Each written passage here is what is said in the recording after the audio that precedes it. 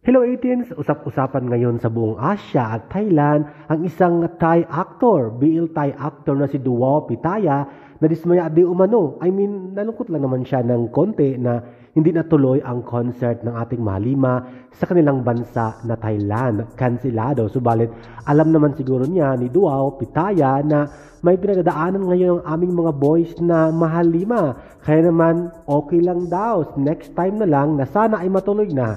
Hindi lang siya ang naghihiling na sana matuloy na ang concert ng Mahalima, kundi ang mga 18s mula sa Thailand. Kaya naman maraming salamat Thai 18s sa pagsuporta at pagtangkilik sa ating boys na Mahalima na noon is B19.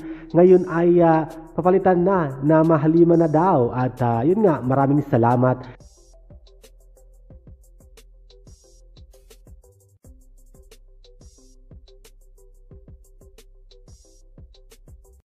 Thank you for watching, guys. See you in the next video and update. Please like and subscribe to my channel. Keep watching. God bless everyone, and always remember, be yourself and be a good one.